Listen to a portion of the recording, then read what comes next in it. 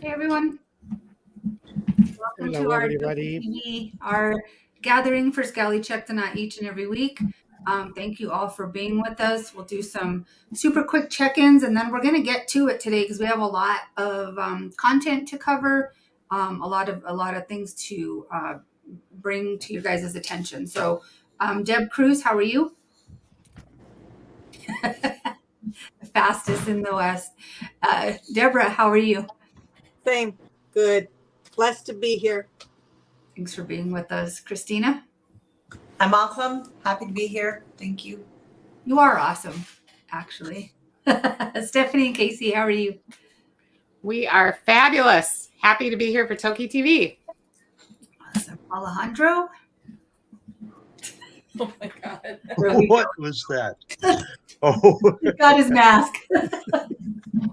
How are you, Alejandro? Bringing Fine, the fine. smiles. Very happy. Just I'm willing to to listen this amazing history from Howard Garrett, Yep, Professor Howard, how are you? Professor Howard. Doing well, thanks. I'm just proud to be wearing my TokiTV team jersey. Very cool. It's very cool. Looking forward Mine to is, the program. is coming. Mine is coming. Well, thanks for being with us, everyone. There's a lot going on. I want to just take a moment, if you will, a moment of silence before we get ourselves grounded, before we do any of that, just in acknowledgement of what's happening in Maui. Over 93 lives lost from what I saw last. Don't even have a clue of how many people are injured, without homes, just everything going on. So if everyone will just take a moment of silence.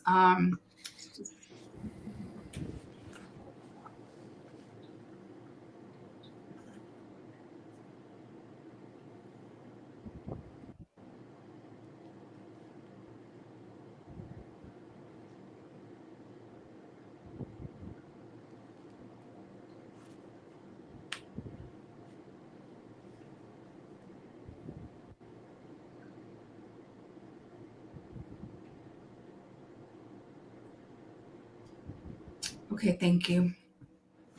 Thank you. I spoke with Anela last night, and yesterday was her birthday, and you guys probably remember Anela Gutierrez. She's been on a couple of times on Toki TV. She travels up to Lummi often for the Gathering of the Eagles, and she has done water ceremony with us, just our relative there in Maui, and she looked really tired. She and other locals have been going and using their personal Venmos, people sending them money, going out and buying needed supplies and delivering them, knowing that those people, that they're getting directly to the people in need. There's also some organizations that she shared with me that are trusted organizations if people are wanting to donate some money. But I just want to play what I saw on her on her Facebook yesterday. And then I included her Venmo at the end, and we'll do that again later as well if anyone is interested in donating to help the locals there. Aloha, just wanted to say thank you so much for the birthday wishes. Today I spent my day purchasing almost $3,000 worth of items for Kupuna in Lahaina who needed some items, propane tanks, futon mattresses, food, Tylenol, underwear, all that stuff. But I couldn't have done it without all of you. I've spent over $4,000 already on items for those in need. And I have more money in my Venmo again. So I will continue to shop and get stuff for people who need it. And I appreciate you all so much. Thank you for taking care of the community here in Maui. We so appreciate it. Mahalo nui. Love you guys. Aloha.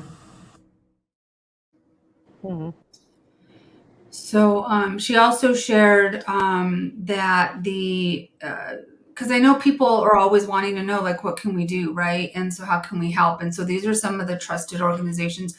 from the locals there. So HawaiiCommunityFoundation.org/Maui Strong. And if someone at home, if you don't mind to just type that in, please, to the chat so that it shows up as a link for others. But it's www.hawaiicommunityfoundation.org/Maui Strong. And then the other one that's trusted is MauiFoodBank.org. There's a donate button there when you go there. So there's a few places that you guys could donate to. And if you want to, and I asked her permission to send her Venmo, knowing that, they are taking their own boats out and hand delivering these items to people that are in needed. If you guys want, if you missed it, it's Anela Gutierrez on Venmo, and there's her picture so that you have an idea when you go there who it is, and making sure you're sending it to the right place. We'll pop these up again at the end, but our hearts and our prayers truly go out to everyone being affected right now in Maui and the family. So Anela, we love you, and we'll do our best to support in any way that we can, by sharing those links and continuing to have that discussion. So, okay, I wanted to start with that because that is the most urgent. Now, if you will, again, in quiet, let's, if you feel comfortable, close your eyes, get ourselves centered for the show today on what we're doing for Sk'aliCh'elh-tenaut.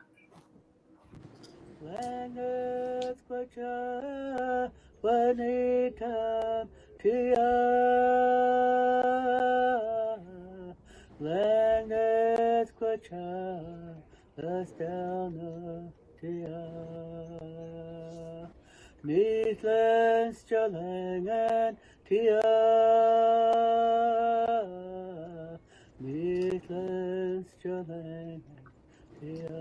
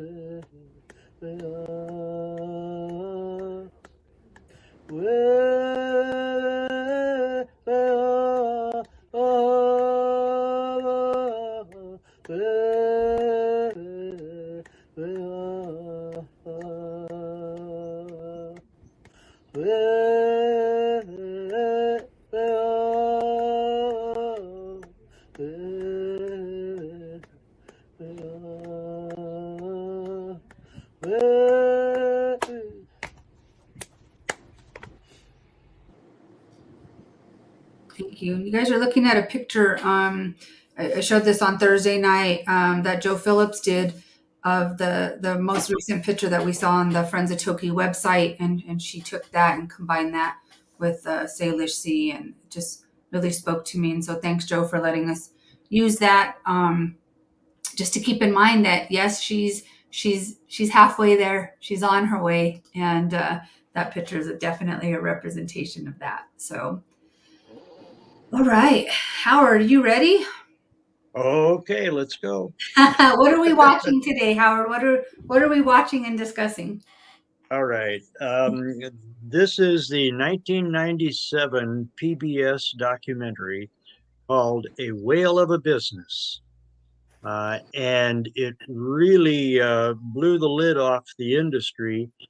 This, of course, much pre-Blackfish, many years before, but it got into some of the devious ways, I guess we can say, that the industry, the marine park industry, when I say industry, that's short for the Alliance of Marine Mammal Parks, and the other organizations that are tied together with a common interest, like there's a fossil fuel industry and there's auto industry, and they have common interests and messages that they want to get out and messages that they don't want to get out.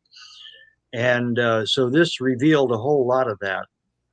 And I just happened to be, and this was pure luck, that I happened to be there during the shooting of this documentary. I was sitting, you'll see some scenes where Dr. Lanny Cornell, who was a very good veterinarian, a SeaWorld veterinarian, he's sort of made to look bad a little bit in that because of his past activities for SeaWorld. But he went on to be Keiko's veterinarian and was very reliable and trustworthy, I thought, especially after Keiko went to Norway. And he said he's looking great. I mean, he measured him, he looked at him, he said he looks like he's been eating well after a month of traveling across the North Atlantic and catching his own fish.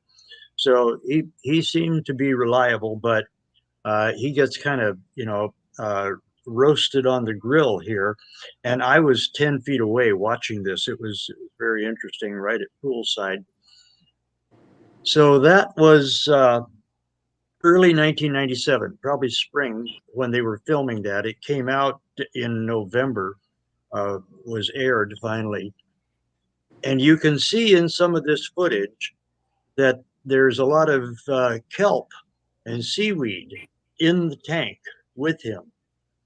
And silly me, I thought that was great. I thought, okay, that's environmental enrichment. That's a little taste of what his home is like. But what I didn't know until I went back again, and this was in October of 1997, I went back again to Newport to see Keiko. And as luck would have it, I got there on the very day that the Free Willy Keiko Foundation held a press conference to defend themselves from accusations by the aquarium of mistreating Keiko, which was all a setup, a frame job, because it was actually the Oregon Coast Aquarium that padlocked the door, the gate, into the filter system. So the Free Willy Keiko Foundation could not get in, and it was actually the responsibility of the aquarium anyway, but that prevented them from changing the filters. They're the very active filters. They catch a lot of stuff. And they refused to let the Free Willy Keiko Foundation change the filters, so the water got kind of filthy and it started to grow all this seaweed. And it made Keiko sick. And then the aquarium says that Free Willy Keiko made Keiko sick, and so he can never leave. Their game was to prevent him from going to Iceland. We know that now, but it was a really interesting thing. But anyway, you'll see it in the clips that with Keiko that show that there's seaweed in there. So I'll have more to say about different parts of it as we go.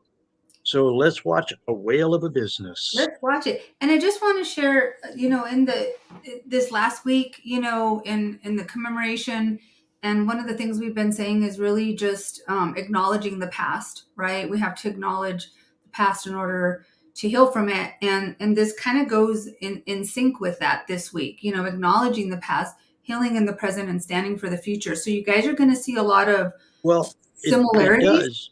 It does. Similarities is right. And it does help to understand what's going on right now with all of the debates about Toki coming home. You're going to see a lot of that in your, from the advocates, from these were, so it's appropriate. It's totally appropriate today. So when we talk about, we can look at what, and also what's been learned, right? What has been learned moving forward for the next steps for Sk'aliCh'elh-tenaut. And I get a newsletter from the I'm gonna mess it up if I don't look at my email. So the Keiko Project documentary by Robert Mendez. I'm on the mailing list for that, and they actually sent this video out this week. And so I'm like, well, it's just so appropriate. So Robert, thank you. And it's absolutely appropriate for today, but we'll stop in between and we'll listen to Howard. And I cut out parts of it because it's full hour all on its own. And there's a lot that's, drama part of it, but that doesn't have anything to do or really any similarities with Sk'aliCh'elh-tenaut. So we cut that part out, but I'll put the link so you guys can watch the full And film. I had another note. Someone, Aaron Ellerbeck, just said, "I'm tired of being mad," and so am I. And that's really not what this is about. I'm not trying to poke fingers. This is more like an objective look at the kind of resistance that comes up that we are dealing with now. It's just, a good education to understand where a lot of that is coming from, because we had it back in the 90s with Keiko. So it's just a good way to understand what's going on now. I don't want to be mad either. Me either. And this really is history. A lot of it's going to seem like it's anti this or anti that, but really this is pro Sk'aliCh'elh-tenaut. And so I just want to say that I'm not sharing some of this to piss anyone off, but some of it might, right? And but it is history, and so it's important to share. So let's check it out. Okay.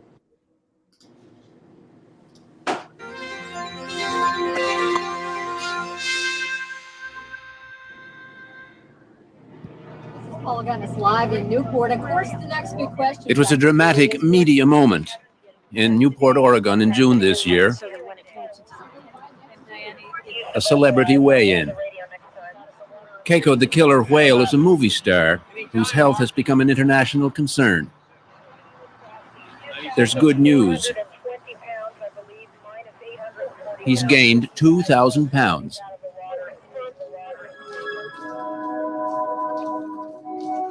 Kids around the world call him Willie. He starred in the movie Free Willy, about a troubled boy who befriends, then frees, a captive whale. For Keiko, reality is not so simple. He's still recovering from years of abuse, captive of an entranced, adoring public.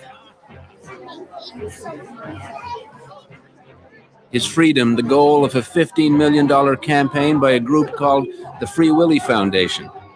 Getting Keiko back to the wild has the potential for being such a breakthrough for all the whales that are in captivity right now.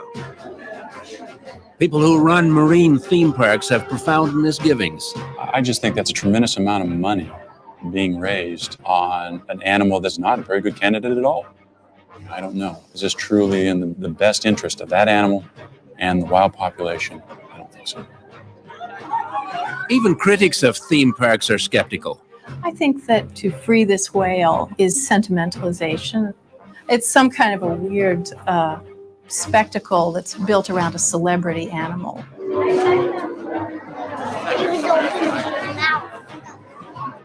The consequences of releasing Keiko into the wild could be dire for him, but the prospect of his freedom raises even greater alarms in the billion-dollar industry that brought him here in the first place.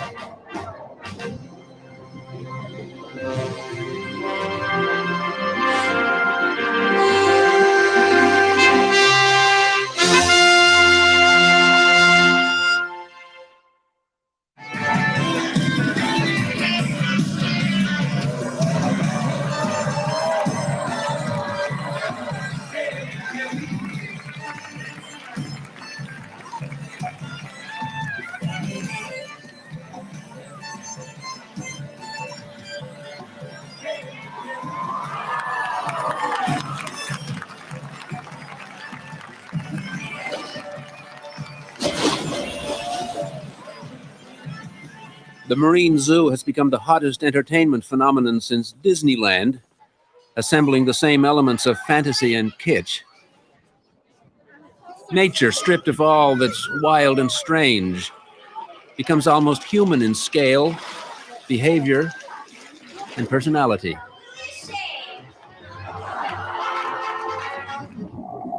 This is a rare close-up of marine reality. A great gray whale who washed ashore in California in January this year.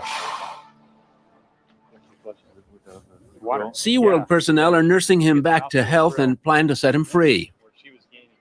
Dr. Jim McBain, chief veterinarian, and Brad Andrews, SeaWorld's zoological director, see him as a chance to highlight the zoo's more serious purpose: environmental education. We are the only life form on Earth that can affect the outcome of other organisms on this Earth. And if we don't take a leading role in teaching people about how to affect that, we're not going to have those animals around. But you make it sound like Noah's Ark, that it's entirely altruistic. This is big business. This is like big business. Massive entertainment and amusement institution. Business that survive are businesses that make money. When you have 12 million visitors at the SeaWorld parks, you really have to impact that learning process on what they might learn about the environment, the animals, what they didn't know. But you have to do it in a very fun and entertaining way.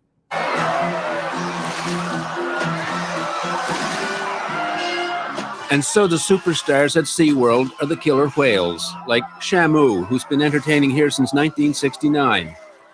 Naturally, when Hollywood needed talent for a movie about a captive killer whale called Willie, the producers turned to SeaWorld. Jenny Lou Tugin. The first thing you do when you're going to make a movie about a killer whale is to go find your killer whale. I mean, right? And so the obvious place we thought was SeaWorld. They're in the killer whale business. It was obvious. The producers wanted to shoot the picture here. And part of the movie actually had a good story to it because a child had an affinity to help an animal. And then it went off and did its own Hollywood ending. Well, they liked the project. They liked the idea of the project. They thought the essence of a family film was a nice, type of film for them to be associated with. But bottom line was that unless we were going to change the ending of our movie, they couldn't participate in a project that, in fact, was the antithesis of what they're about. Lauren Schuler-Donner wasn't surprised by SeaWorld's ending. Oh, that it went to a better aquarium. It went to a better place of captivity, like SeaWorld. SeaWorld is sensitive about messages conveyed by Hollywood and anyone else who might influence how people perceive a business they dominate. All marine mammals and swims with unparalleled grace and beauty. Susan Davis of the University of California in San Diego found out why during the 10 years she spent researching a book on theme parks. Theme parks are moneymakers. That's why there's been a theme park building boom in this country for the past couple decades. And I watched it over a lot of years, and every year I thought it became more like a shopping mall. Let's go buy Shamu for Brianna. There really is an incredible clustering of all kinds of stores, souvenir stores, food concession stores, photo concession stores. This is a landscape that tells you, on the one hand, if you come here, you'll be doing something good for the oceans. And consume, consume, consume, consume. Concessions alone have been said to generate nearly $1 million a day in revenue at SeaWorld. But the beer is free. Good public relations. SeaWorld is owned by the world's largest brewer. Anheuser-Busch bought the place in 1989. You have these wonderful theme parks that seem to do these great things for nature. It's family entertainment. It looks like a kind of green activism to go there. And you have the positioning of the company name, and in some cases the beer name. And it's not, some people accuse Anheuser-Busch of using their theme parks to market beer to children. I think that's extreme. I think it's more subtle than that. I think what they're doing is creating powerful, positive feeling about the company and the product among a very important audience, families with children. The company makes no secret of it. Its annual report lists among SeaWorld's high-minded goals, quote, a positive setting in which to showcase our products, unquote. The killer whales especially are the central spectacle in this amusement project. They are its Mickey Mouse. How important are the orcas to the economics of this facility? Well, I think when you stop and look at killer whales or penguins or dolphins or any of the animals in our collection, they're priceless. They don't have a value per se in terms of a monetary exchange. There isn't one that's more valuable than another. My favorite animal is the walrus. So I would say 75% of our business is driven by walruses. But they didn't pick a walrus to adorn the corporate emblem. They picked the killer whale. Most of the visitors who come here confirm the prudence of that call. Former SeaWorld Research Director John Hall. SeaWorld estimated that 70% of every dollar that came through the gate was due to the presence of killer whales. If you wanted a strong cash flow to continue, you needed a steady supply of killer whales. Especially if you're expanding and building new parks, you need whales to fill them up. The popularity of killer whales is something new. They're members of the dolphin family, orcas, and they aren't killers. But as recently as 30 years ago, U.S. and Canadian fishermen off the northwest coast saw them as dangerous pests and shot them. The Navy used them for target practice. Until this man, Ted Griffin, changed all that. He owned a small aquarium in Seattle and was scouting for bigger talent than his performing seals. I became fascinated with the whales that were in Puget Sound, but of course they're extremely dangerous and reportedly ate people. Of course, no one ever reported that after they'd been eaten, but I began my quest for capturing a killer whale for public display and also as a personal pet. And one day I received a call from the town of Namu, British Columbia, and they informed me that a whale had accidentally been captured behind some nets that were cut free from a fishing boat in a storm. I went up and viewed the whale and really fell in love with the whale, if you will. So we typed up an agreement and I purchased the whale. Of course, as is, where is. And that's where it all began. He soon made a startling discovery that would change forever how people perceived the killer whale. The first shock that I had was when I actually went underwater with the whale in the town of Namu to secure the pen. I don't know exactly how it happened. I might have just spiked myself on the knife or something, and I went, oop, just a little sound. And the whale immediately made a sound similar. Suddenly, I was in tears in my diving mask. I couldn't believe what I actually was believing, that this animal was saying hi in his own way. Namu, the killer whale. A star was born. He named him Namu, brought him to Seattle. Namu wouldn't last long in captivity, but his brief public life would inspire a whole new entertainment concept based on a new fascination with the whale. I think it was a surprise to most people that the whale would be affectionate and friendly and accept the company of others. The Namu story would end tragically. After a year, the polluted waters in the Puget Sound made him ill. Namu died, but not before an industry had been born.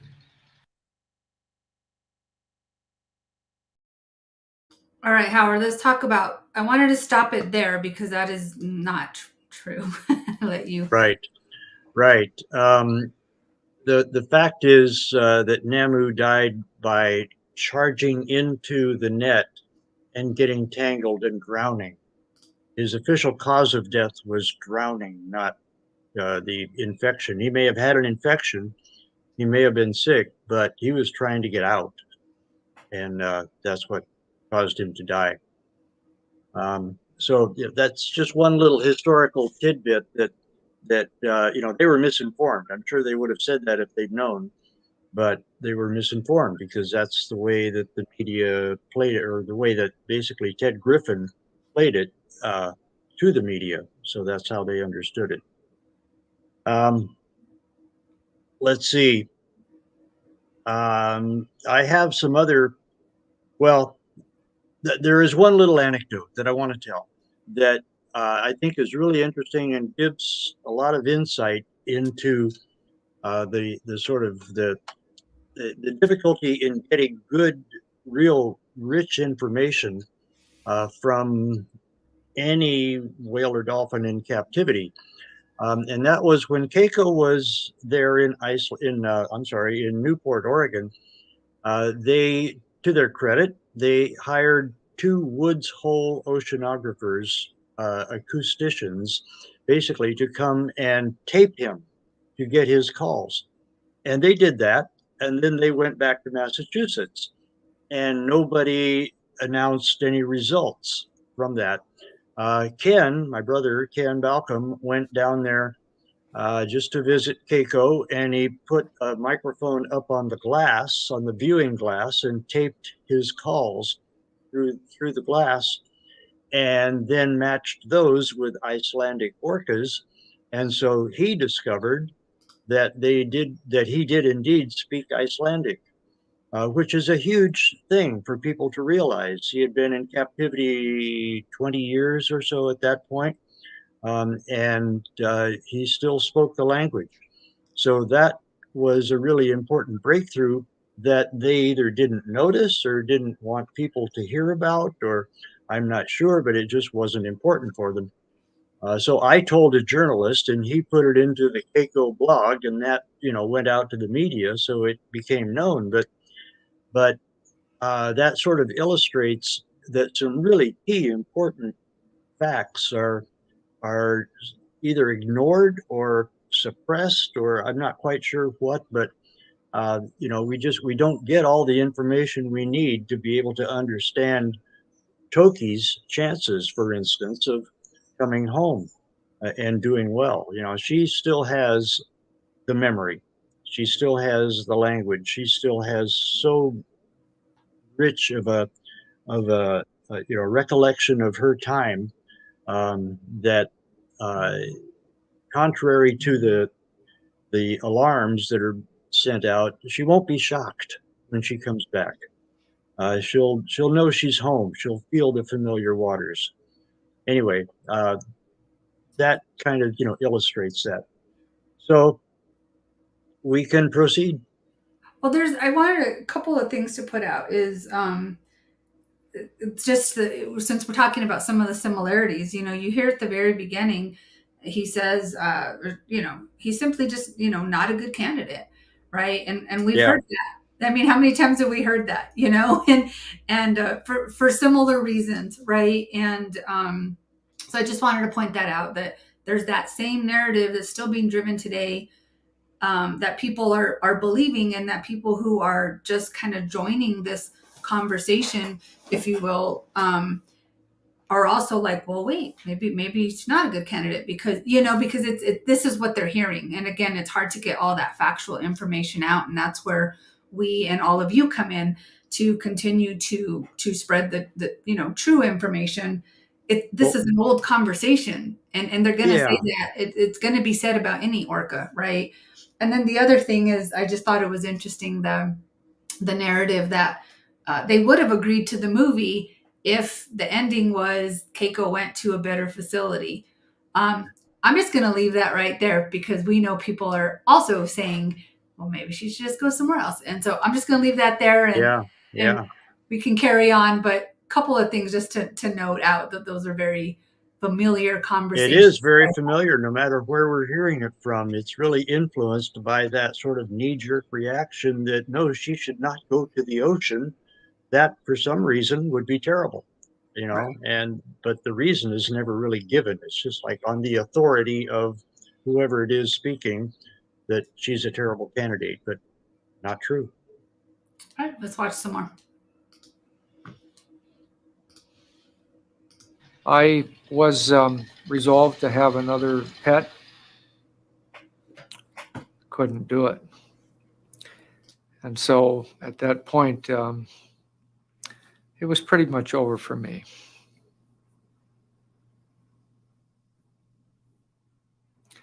So I pulled things back together and started acting like a businessman, and we captured whales for zoos and aquariums around the world: Japan, Germany, England, France, Canada, and of course SeaWorld and others. He caught a lot of whales in the Pacific Northwest. He soon got out of the business, leaving his partner, Don Goldsberry, to pursue them all over the world. As people caught more killer whales, we learned more about them. That they're highly social, matriarchal, travel great distances, up to 100 miles a day, have different dialects. Significantly, we discovered that there weren't nearly as many of them as people thought in the waters of the Pacific Northwest. Inevitably, controversial moral questions would emerge about their capture. Then, a chance encounter upped the legal and political stakes. It involved Don Goldsberry, who was catching whales for SeaWorld, and the Secretary of State for Washington, Ralph Monroe, who was out sailing. 1975, we were within 50 yards, 75 yards of the last capture in American waters of killer whales. And we watched it. It was gruesome. There's no question about it. The permit read that the whales were supposed to swim tranquilly into a small cove and the cove be netted off. They were chased, they were harassed, and they were browbeaten into a purse seine net in the southern end of Puget Sound. It was illegal, it was dead wrong, and we were upheld by every judge that we stood before in our case. A whale capture is essentially a violent process. It shouldn't have been surprising that injury and death occurred frequently, but the details were only beginning to emerge in court. We reached settlement only after testimony began to come into the courtroom in the trial about previous captures where lots of whales had died. And obviously SeaWorld did not want these things revealed. They wanted to keep them hidden. And they did not want to own up to the fact that they'd killed a lot of whales in the capture process. In the early 80s, governments began to restrict the capture of whales and other marine mammals. It created a dilemma for SeaWorld and the other marine parks. Where to get the talent for their shows and replacements for the many animals that died in captivity. They were going to have to find a new hunting ground. They could no longer go to Puget Sound to get animals. By 84, things had gone to hell in a handcart in Alaska. They ran into massive political opposition there. So Alaska was out. Even though there were a lot of whales, Alaska was out. And the next place that seemed logistically feasible was Iceland. Icelanders like John Gunnarsson were more than sympathetic to SeaWorld's dilemma. Killer whales were competition for the fish that sustain Iceland's fragile economy. Iceland would help them capture all the whales they wanted. That was a 10 years period. We caught 32. And among the animals they caught there during the late 70s, a little fellow only 9 feet long who would grow up to be the world's most famous killer whale. I believe Keiko, I'm not quite sure, was an animal of 3 meters and 20 centimeters. That we try to catch them small because then they are easier to handle. Keiko's career would follow a slow, unhappy curve. After a gig in Canada, he wound up in Mexico City. A marine park called Reina Aventura bought him for $100,000.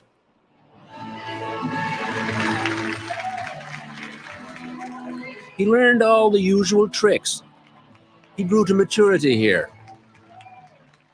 But living conditions were poor. A small pool, warm water. His health suffered. Even his proud dorsal fin collapsed permanently. When Hollywood came calling, he was a sorry spectacle. For me, it broke my heart. It was life imitating art. It had a rash, and it was always rubbing up against the sides to itch the rash, and his teeth was ground down, and he couldn't spy hop because his tail hit the bottom. Right. He was longer than the tank was deep.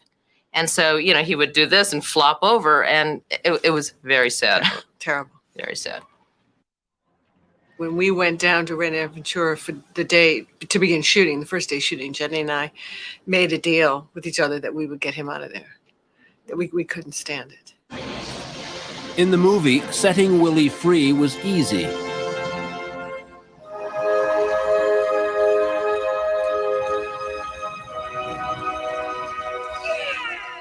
Getting Keiko free would take more than a Hollywood device. And the producers took the unusual step of providing an 800 number among the movie credits. The Free Willy producers recruited environmentalist David Phillips to handle the 300,000 calls they got when the movie was released. The switchboards completely lit up. We had phone services operating 24 hours a day with kids calling in and parents calling in, everybody wanting to get involved, what they could do for whales and what they could do for Keiko. One school raised $3,000 in pennies.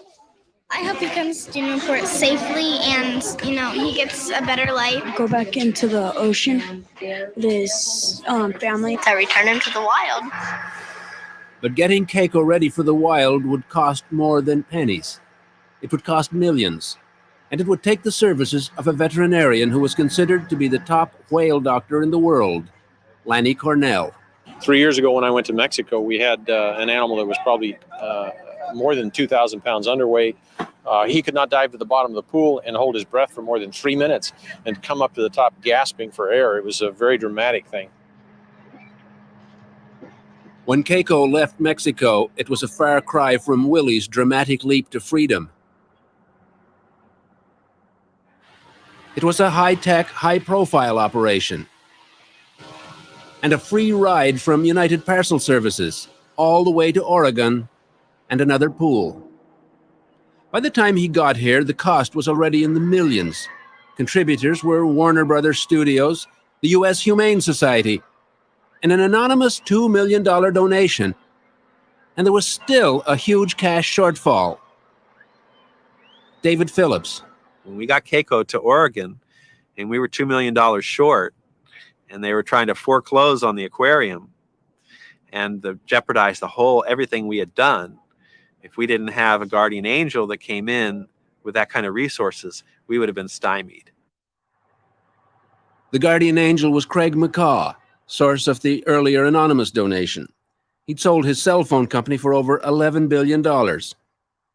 If you convince several billion children that the whale got free by showing them very difficult conditions and, as it were, creating the case and making that case very compellingly on film, and then you don't fulfill that dream, you've broken a promise to children all over the world.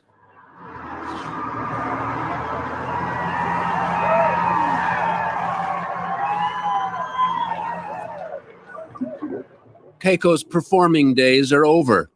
After 18 years in show business, Keiko has gone into politics.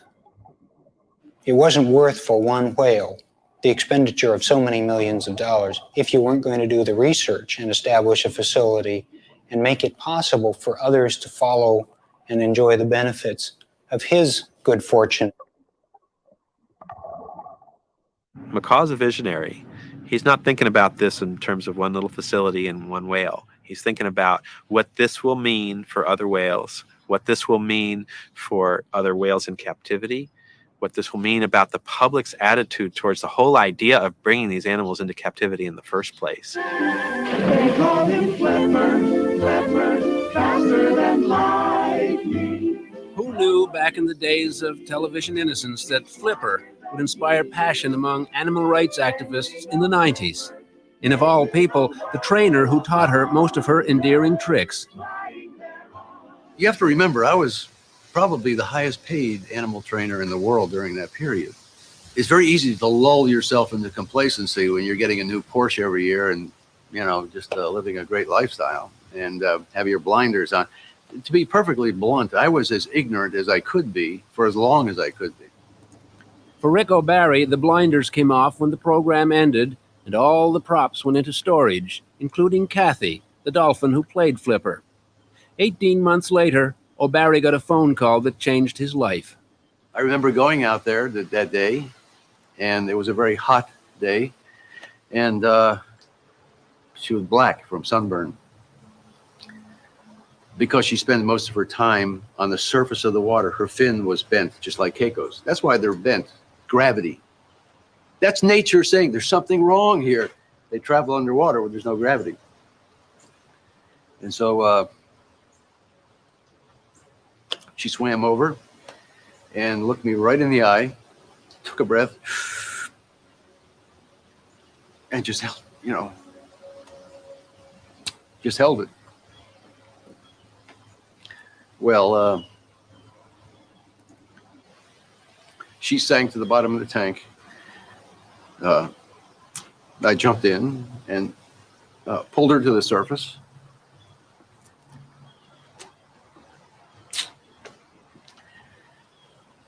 She committed suicide.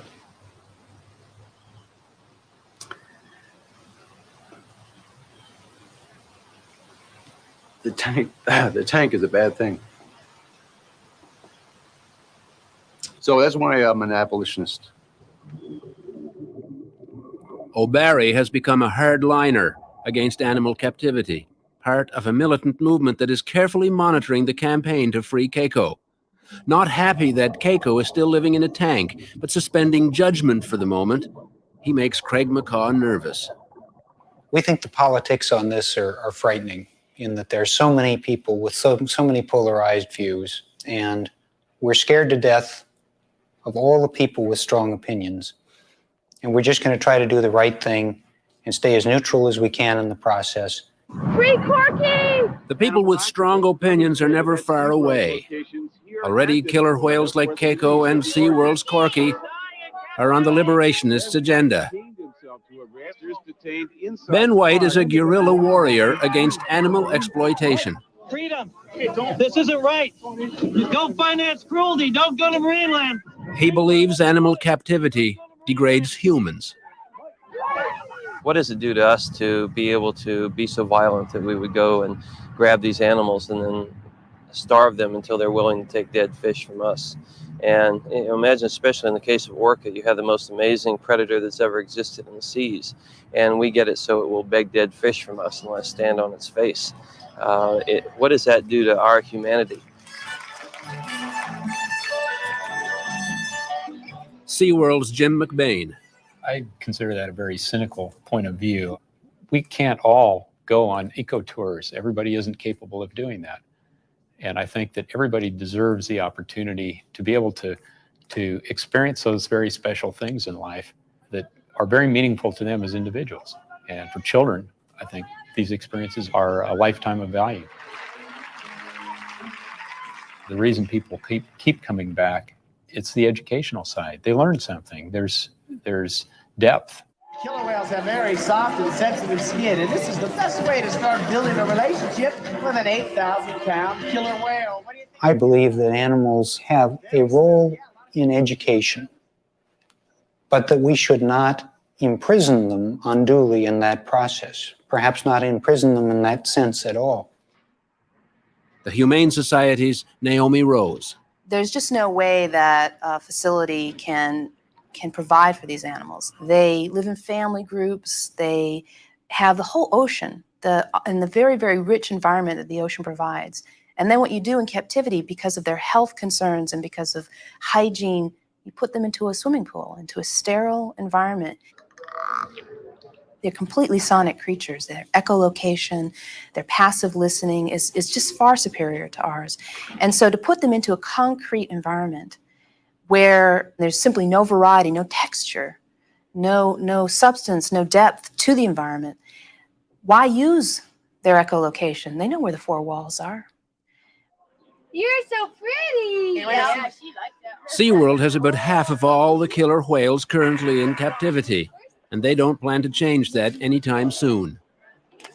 We're not going to release any of the animals in our collection because they have been in our collection for long periods of time, and we're not going to put them at risk where they can die.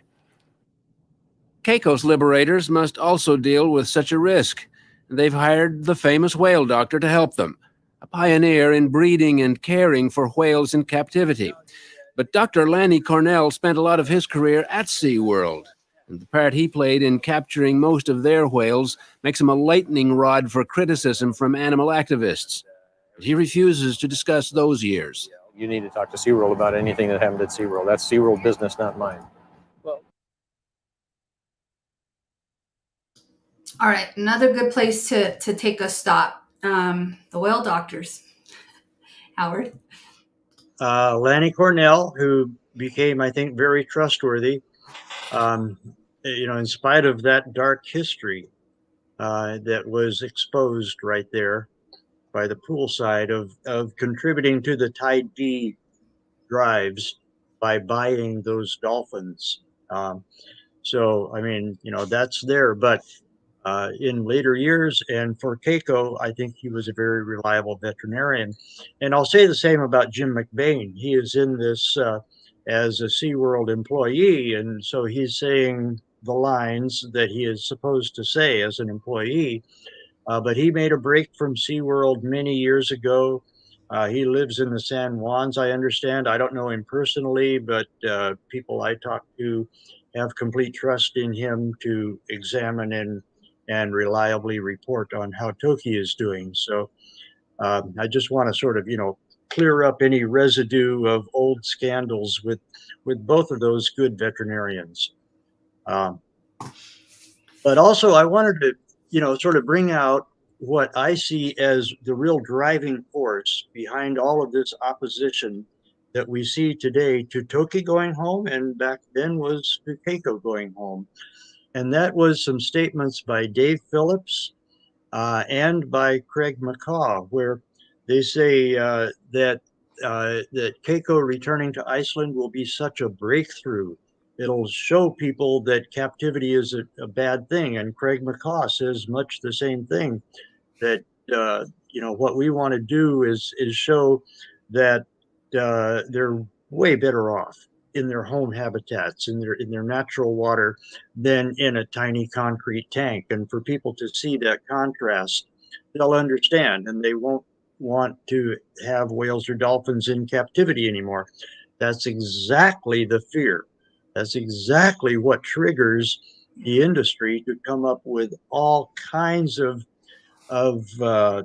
strategies to prevent that from happening, to change the message, and to prevent the fact from happening of any whale or dolphin going back into their home waters. And, even people that are, otherwise very trustworthy, if they're saying that Toki needs to go to a tank now, they may not know it. It may be completely, unwitting, but that idea originates with the industry. That's the message there, is that somehow it would be dangerous. It's a bad idea, and that another tank is safe for her. It's not. Any other tank, SeaWorld would not be safe. There would be social disruptions, and I think she would be depressed and disappointed that she is stuck in another tank, or any other tank. If there's a brand new one, which is not going to happen, nobody's going to put down 10 or 20 million to build a temporary tank that is suitable for Toki. So it's not going to happen, but people still somehow fantasize that it will. But if it did, and she went into that tank, that would be a terrible thing for her. It would be, I think, very stressful, and it would kind of dampen her spirits. And her spirits right now are real high because she knows what's going on. She knows that she's on her way home. And we've just got to continue with that and fulfill that promise to her.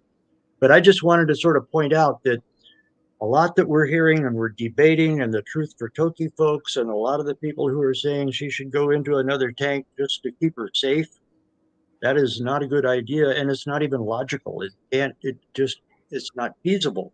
It can't happen. So that's just promoted by old industry messages. I just want to let that be known. And, we're seeing the history of it right here. Let's take a pause. We're looking at the chats, and people are dealing with stuff right now. So people are mad, and there's some grief happening, I think. And this brings up a whole lot of emotions, which it even says in the film, right? Like, there's strong opinions on all sides. And you, TokiTV, watchers definitely have strong opinions. That's why we love you guys so much. So let's just take a minute and just acknowledge that, again, we're looking back at the history. We're making the comparisons because that is what's actually happening. And our job here is to hold that space and to provide that education. We have learned a lot. Unfortunately, the industry is still the industry, and people are going to continue to go when that's made available. And again, our job is just to spread the different kind of education. There's some things happening out there with, I'm sure you guys have seen it, and I'm going to draw a blank on the name, although I have messages back and forth. They'll probably be coming on where they're doing those, the hologram and the videos that look like you're inside an aquarium, and that's making headway, which is cool. So I think we have learned a lot, and Howard can speak to this more than I can, but they're not out taking whales anymore. So we have come a long way. That Right. horrible era. And there's enough people that acknowledge that is not the way to see these animals, that they are worth more than that, and they're valued more than that. And society is seeing that. And that's thanks to people like you guys. And so when people say we've learned nothing because they're still out there, that we've learned a lot. And I wish it was a one situation. I really, really do. But when you look back at the amount of whales that were taken from their families, and the fact that is not happening, that's big progress. And we just got to acknowledge those steps. Right. Absolutely. I mean, when I found out that Russia had banned further captures of orcas, I thought, how did that happen? It's amazing. At the Superpod, Oksana Fedorova and Ingrid Visser gave a great talk on how that happened and how they were able to release the, I think it was 90 belugas and 10 orcas that were destined for China. I mean, China is the big booming marine park industry right now, but they can't get orcas. So, that puts a big damper on that, which is great. So yeah, no captures anywhere in the world to my knowledge. So that's great. Good little things and that's not little, it's huge, but it seems little when there's still animals, and we want them all out. But yeah, let's acknowledge that. And thanks, who put this up? Debbie put this up. Light Animal is the computer generated future. And just so you guys know, Light Animal will be coming on the show here probably within the next month. But we've been in communication and just really bringing options and ideas that can give people the entertainment, if you will, atmosphere, without like he said in the film, without them being in prison to provide that education. There's other ways. We're in this whole technology world that we can do that. We can live stream when someone's in the San Juans and seeing orcas, and it's just like, everything we can do, let's just keep doing it. Deborah's laughing, but that was us an entire weekend. But literally there's things that can happen, and good things are still happening for her. I just want to point that out. But yeah, strong opinions. Heck yeah, there's a lot of them. I also want to touch, before we move to the last parts of the film, just the changes of heart, right? So people say, well, these people were part of the industry and they're part of the industry. So is Rick O'Barry, and he is one of the most powerful voices out there, making a difference for animals. So people can have a change of heart. People do have a change of heart. The vets that are working with her, it said earlier on in the film, like, he doesn't move unless the vet says it's okay, and her vets are saying she's good to go. They're saying she's healthy. She's ready right now. I know it's just music to my ears, but.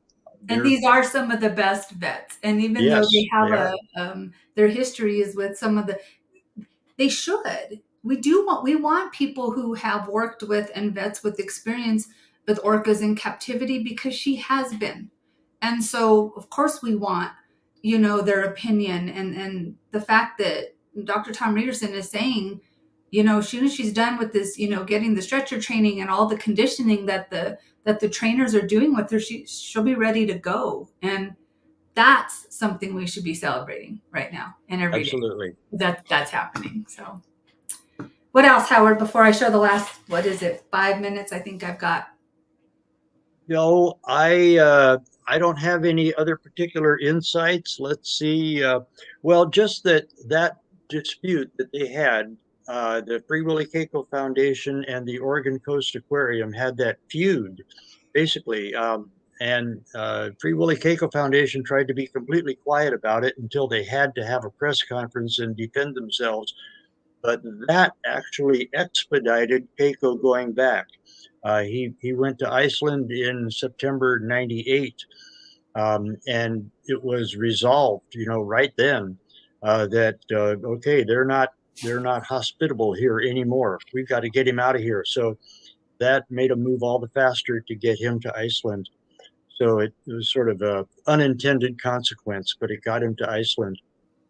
And I want to bring up one other thing, because Keiko's whole trip back to Iceland was a series of unlikely events. And another one was that he was in the sea pen in Iceland for about a year before he was taken out with a boat to follow a boat out into the open water to meet up with some wild orcas. But the only reason they did that is because there was construction at the dock there in the bay, and the percussion, the dynamite, would have damaged him. I mean, they knew enough that the sound waves would have injured his ears, so they had to get him out.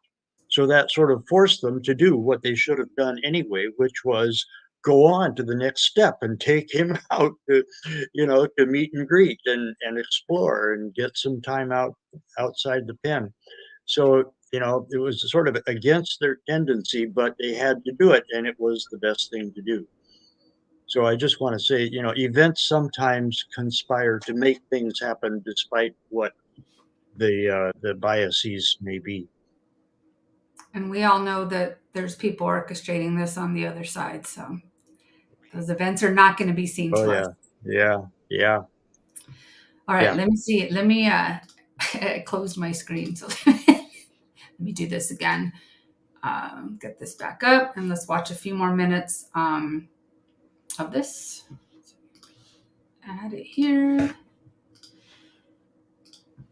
Dr. Cornell's colleague at SeaWorld was John Hall. Lanny ran the show. Okay. I'm sorry. Howard's going to have to talk a little bit more because that's not where I wanted to start from. Let me go back. Well, let's see. It won't take me long. Yeah, I've covered most of my highlights that I wanted to cover. Okay. But okay. Okay. Yeah, that's a little further on down the line. Oh, that's a beautiful photo. Isn't it? Just that Keiko's future is in the hands of someone who spent most of his career managing the captivity of animals.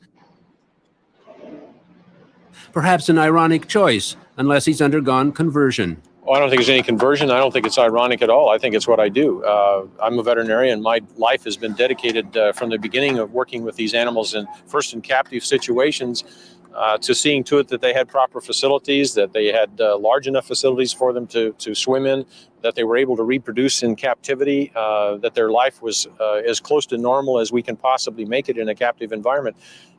And having Keiko return to the wild, to me, is, if he's given the opportunity, is simply a matter of carrying out that same dedication to the animal's welfare. If that's what is good for the animal in this particular case, then I think that I have no problem with that. I don't see any conflict at all. This is my job. Come on, Molasses, let's go. Bring it up. Keiko is thriving under Dr. Cornell's care. The skin disease he caught in Mexico is gone. See the scar tissue all around here. It's all sloughed off. He weighs nearly 10,000 pounds. The quality of his captivity has definitely improved, and with Dr. Lanny Cornell looking after him, the the activists are getting restless. Most of the debating I do is with Lanny Cornell, or used to do. He worked for SeaWorld, you know, he was the vice president and the veterinarian. And of course, he was very, very pro-captivity. We called him Mr. Pro-Captivity. He was the architect of setting up a connection between SeaWorld and the dry fishery slaughter in Japan. I think the man is drenched in blood. And if he has changed his spots so much that he now wants Keiko out, I will be amazed. But I, for one, the greatest step forward to me Free Willy Keiko Foundation could make to show us that they're really going to release that whale is to release Lanny Cornell now. Well, actually, I don't have any say in whether he goes back to the wild or not. This is going to be done by the. He ain't going back if you don't say he can. This is going to be a decision made by the people at the Free Willy Keiko Foundation that are in charge of this animal's life. I am one voice out of many, and there'll be many scientists involved in giving us advice as to whether this should happen or not. If you know how this captivity thing works, you know that the veterinarian is like God. They're tin gods. Whatever they say is the way it's going to go. I don't care how many people on the board of directors say, let's free Willy. It's up to the doctor. The doctor knows best, and that's Lanny Cornell. And I predict as long as he's involved, this dolphin, Keiko, will be in captivity and marketed for the rest of his life. Oregon Coast Aquarium. So you get to see. All right. So luckily that did not happen. And the part that I did cut out, the end of the film, and you guys, it's called A Whale of a Business. I had put it up there. If you go to www.archive.org details and then look up A Whale of a Business, you'll be able to watch the full film. But it did talk about how when he was in Oregon, how they made a lot of money, and half of it went to the Oregon Aquarium, half of it went to the Free Willy, the Free Keiko Foundation. And, that caused a lot of stuff, like, because people were profiting off of him. The difference here is no one's profiting off of Toki, off of Sk'aliCh'elh-tenaut. She is able to go home. And then I got ahead of myself earlier because I'd watched this so many times about the vet having the say, and her vet is, her vet's on board with it. So, so the rest of the film, you guys go ahead. There's a lot of other stuff in there about the industry, that kind of stuff. But I really just wanted to pull the parts that had to do with Keiko, specifically as it relates to Sk'aliCh'elh-tenaut. So great show. Again, Robert Mendez, thank you for posting that. And if you guys aren't following the documentary, the Keiko Project documentary, you go look it up and get on their newsletter so he can keep you informed of when that's going to happen. Good stuff, Howard. Over where we are, he got to go home. She's going home. We know this. I mean, it's just amazing. I'm going to turn it over to you, Howard, and then I want to hear from everyone else. Well, it's just we're seeing so many parallels in the debates. Can she go home or not? Is it safe? And so, this is sort of good history to see that, oh yeah, we've gone around. This isn't our first rodeo. We've been in this before, and we've won some debates, but they can hold it up. They can make it difficult right now. So we really need to sort of be aware that those arguments are not in her favor necessarily. So just to be able to have a sort of a critical look at what are those arguments and be able to see that, oh yeah, okay, there's a vested interest involved there. It helps to understand. And I just wanted, on a personal note, Ben White, who is in that, he was a very dear friend. He's the one who arranged the time for Ken to go down to Mexico in 1993. I posted the Life magazine article that basically is what started off the whole return of Keiko to the ocean. There was nothing in the movie and no other real publicity saying Keiko needs to get out of that, even out of Mexico, much less home to Iceland. But by Ken telling the Life magazine writer Jo Beth McDaniel, and she writing that article, and that article going everywhere around the world, picked up by every major media, That is what generated all the interest and why the phones lit up at Earth Island Institute saying Keiko needs to go home now. So that was just, 300,000 calls. yeah, That's awesome. right. And so that generated the tidal wave that moved Keiko to Iceland. And I just wanted to make that little historical note better known, because Well, it's sort of been left out of history. let me ask this group here the big question. Can Sk'aliCh'elh-tenaut go home? Deborah. Sk'aliCh'elh-tenaut is already home. In my Run heart, away. in my heart, she's already home. Because I live by her waters, so it's hard for me not to see her here. But the only thing, this was really emotional. It was. It reminded me why we are the spiritual warriors that we are, and why so many of us hit the concrete for so many years. But we love you and we honor you, Keiko, for the trail that you have marked, the trail that Sk'aliCh'elh-tenaut is going to follow home. And I just keep coming back to this one thought. Compassion is a force. It's not an emotion, it's a force. And it changes everything. And compassion is the force that's bringing her home. See you soon, Sk'aliCh'elh-tenaut. Awesome. Christina, what you think? Well, yeah, it was emotional. It was definitely emotional because I was one of those callers. Howard, thank you very much. Calling about Keiko. Yeah, absolutely. My son was involved in writing all the letters and drawing all the pictures. I saw Keiko twice, and I see all of the parallel happenings being a really positive thing because Keiko went home and it was an absolute success story. And I'm just, all the naysayers and all of that. I mean, it's just, I don't see anything that they can do to prohibit her from coming home at all. Absolutely not. And so I think all of the parallel happenings are a great thing because he went home and she's coming home really soon. Really, really soon. She is. Yep. Yep. Stephanie?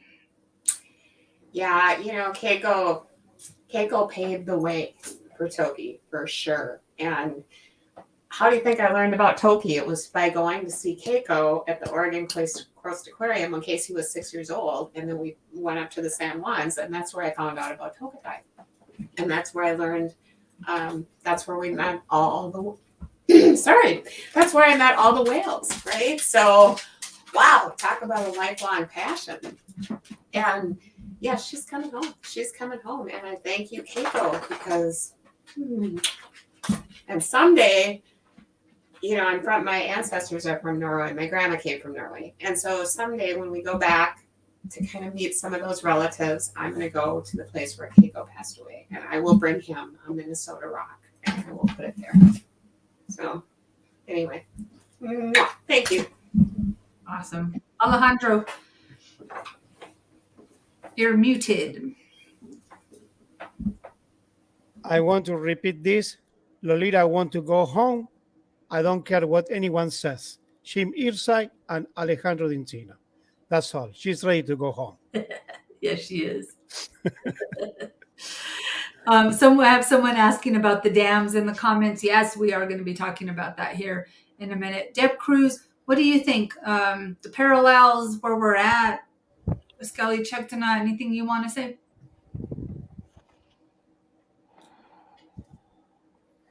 I think that what we've learned so far has led to a place of tremendous grief, tremendous anger, but also a tremendous place of humility. And regardless of any of the outcomes of the stories of our past, of what we're doing now in the future, and to those stories that are coming, is not to allow ourselves to get lost in the anger, consumed by the grief, because there are still changes that we have to make and continue making to get us to a place where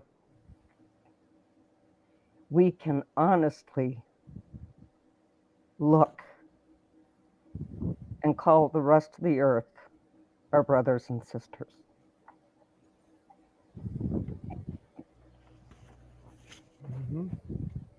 Love you, Deb Cruz.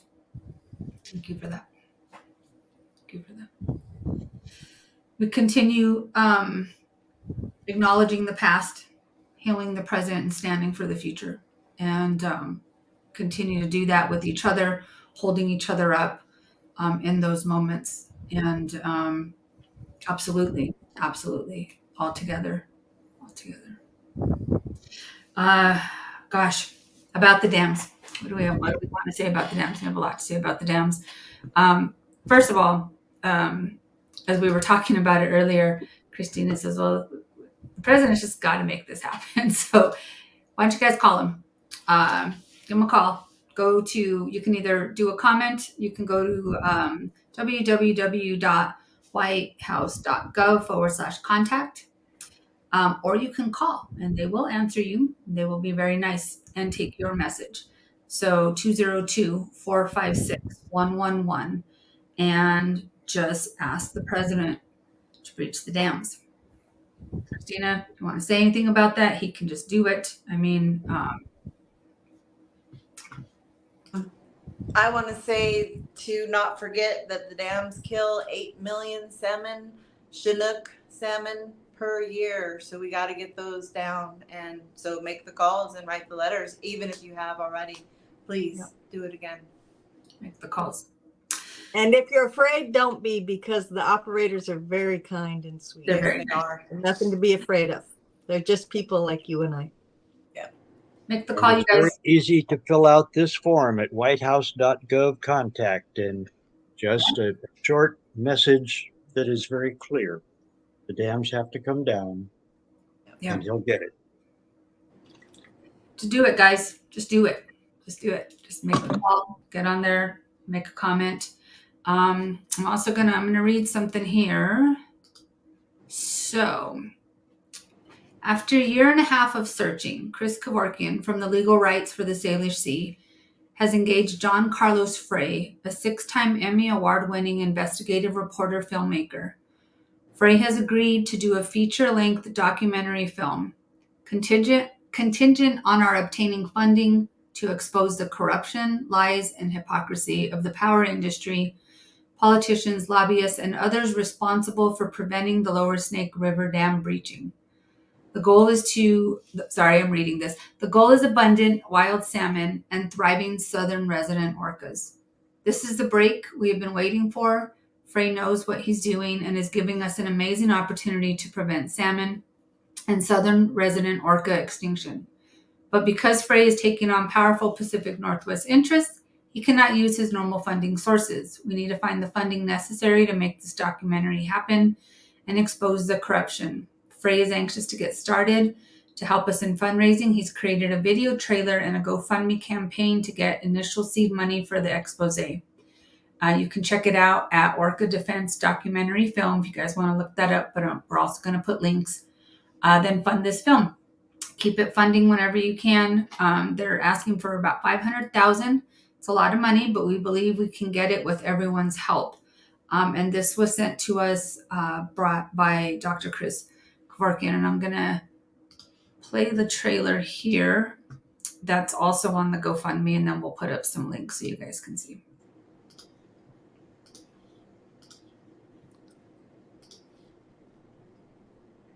To sign the executive order now.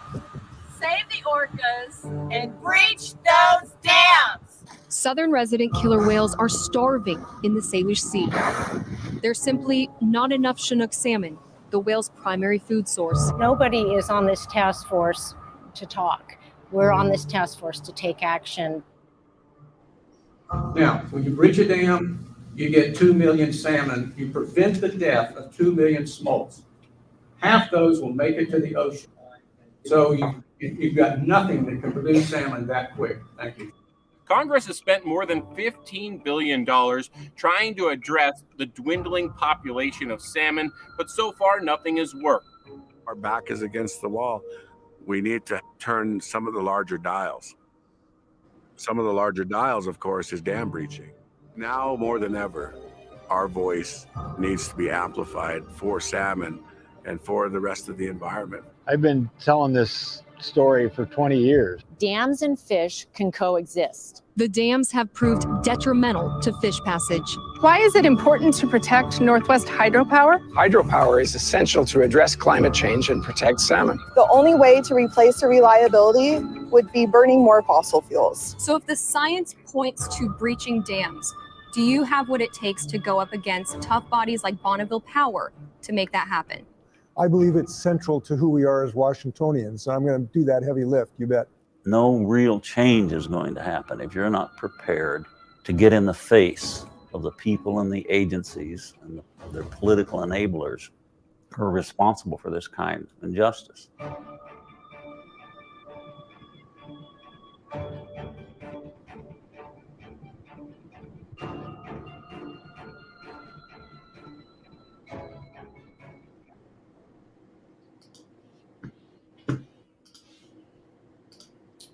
All right. So Dr. Chris Kvorkin, thank you for sending that. Justice Washington posted the link there. You guys on Facebook. For those of you on YouTube, send me a direct message if needed. I think some people were having a hard time. I'm still on Facebook. Deb Cruz, I don't know. I'm still watching. Some people said that they were having a problem with the feed, and it may be because some of the stuff that we're sharing is not original content. So even though we put that up there. So if you guys are having problems, I'm sorry. But I think most people are still on. I don't see a whole lot of people dropped off, Deb Cruz. So I think we should be okay. Some people might have. I'll show you what that looks like real quick. If you go to the GoFundMe, just to give you guys a different look. Maybe if I can share my screen. That's what it looks like. So when you go to the GoFundMe, you can just look up Orca Defense documentary film, and then there's that little trailer that we just watched. But again, it's Orca Defense documentary film if you just go directly into GoFundMe. All right. And please give them some money, because this is really important, and those people are lying. The hydropower only creates 4% of the region's electricity, so it's not about that. So please donate, please make the calls, you guys. Make the calls. Donate. It's an easy, really fast, and Deborah's right. They're very nice when they take those messages. So just make the calls. I mean, let's see how many we can get this week. Again, the number 202-456-1111. Sorry, we're way over our time, but that's just kind of what we do. Deb Cruz, one other thing we wanted to talk about. Do you want to talk about this? I could put it up. You're on mute.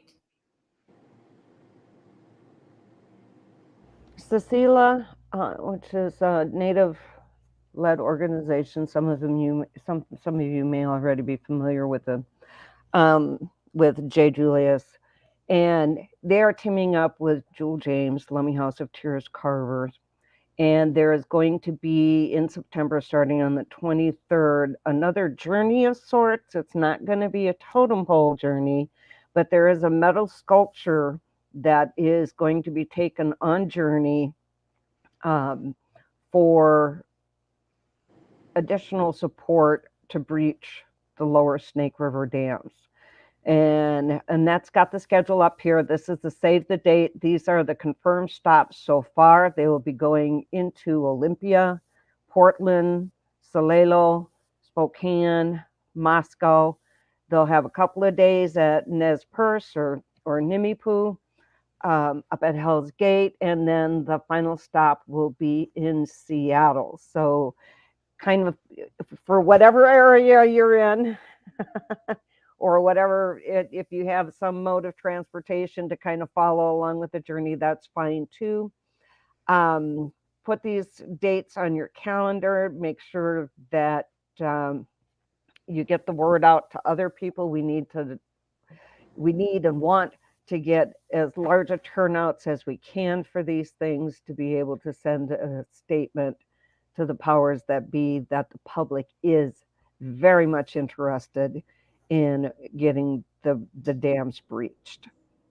And there is the Olympia is a walk from the, I think it's the United Church, Churches of Olympia, to the state capitol. But we need to put out the word and say that this is not a protest, it's not a rally, it's a vigil. And so that if you're going to participate in this, that you keep that in mind and keep your focus on respect, quiet, honor, and those kinds of thoughts to take with you. Love that. Thanks, Deb. More details will come. Yep, we'll keep sharing. We'll keep sharing every week. We are. Oh, someone said it's too small. They couldn't read it. Yeah, we'll get it. We'll post it. You already did? I'm going to right now. Okay, cool. Deb Cruz is really, really quick at that. Guys, this was this turned out good. I mean, I just think there's a lot going on. Like I said, there's a lot going on. I mean, we just had the commemoration, and then Jim put out his tweet. And if you guys haven't seen it, that was just really, really good. You should watch it. I'll try to get it. Maybe we can end with that. But it's just been a lot going on. The Instagram page was launched for Friends of Toki. And I just want to remind people, when you're going to, there's a lot of people asking some questions that can be answered on the Friends of Toki website. If you go to thefriendsoftoki.org, there's, I think it's the second to the last newest thing. There's a permitting update that was put out in July. It spells it out, what's happening, what they need to do, and the 4 areas that they are working on. So if you have not read the permitting update, please do, because I see a lot of questions on social media about that, and like, what's taking so long, and what do they need to do, and who do they got to talk to. It's nicely written. So go to friendsoftoki.org and look up under news and updates, and look for the one that says permitting update. And I want to say it was like July 12th, 11th, something like that. But a lot of information on there. I know we want updates every single day. We want to know what they're doing morning, day, and night. We're not going to get that, but we will get the updates as they. But we can get a miracle once a week. Yeah, there you go. There you go. Something every week would be nice. But yeah, so let's see. Oh, that's weird. Okay. What else? Let's go around and say goodbye, everyone. Thank you guys for being with us. Really, really love my time with you guys. My horoscope thing this morning said to spend time with like-minded people. So that's why I've kept you on so long. I want to say thank you so much, Howard, for your educational class again. Our professor, the original. Nobody can copy him. He's the original. Thank you, Alejandro. You're our welcome. Spirit lifter. Definitely. All right. So Alejandro, anything else for the group, for those viewing? Anything you want to say? We keep the hope alive. Tokita is coming home, so we encourage everyone to keep supporting the only true process. Lamination, the people who really love her, keep praying, keep doing your best. He's coming home. She's coming home. Soon. Yep. Deborah? Itaku Yasin. All my relations. Christina? Thank you, all you beautiful souls on and off the screen, for holding Toki up all the time. Thank you, Howard. Thank you, everybody. Mwah. It's really neat, Howard. Like, we're just so. I think I take that for granted. I think some of us do sometimes. Is just the knowledge, the wealth of knowledge that you bring to this. So I don't ever want you to think that we're taking advantage of that, because we're absolutely blessed to be in this journey with you, and that you share all of this with us. Just super thankful. I am just full of gratitude and thanks for this opportunity and to be among like-minded people, just like you said. It's a wonderful thing. I can share all this and it is heard, and it's wonderful. I just happen to have intersected with a whole lot of this history, and so it's a lot of it is very educational and inspirational, and so I'm happy for it. I don't think you just happened to be. I think you were placed by much higher powers. Yeah. All right. Did I skip anyone? Stephanie, did I skip you? No. All right, guys. Let's close with this. I love you guys. We'll see you on Thursday for the meditation and prayer, and then we will see you again on Sunday. You all. I just love whales. Their majestic power and strength. The biggest, the strongest in the world, yet so gentle. Lolita, who's also known as Toki, I can feel her saying, I'm ready to go. It takes human aid to do that, and I'm here to do that. And I can and will find a way to get her home. People in the position of power and wealth have to learn that they have an obligation to do more. My unconditional love for her is what drives us. The most worthwhile life I can live is to be of service. This is a great opportunity to inspire the world. Those that are in higher places must be the ones to start to mold a new mentality closer to the heart. I just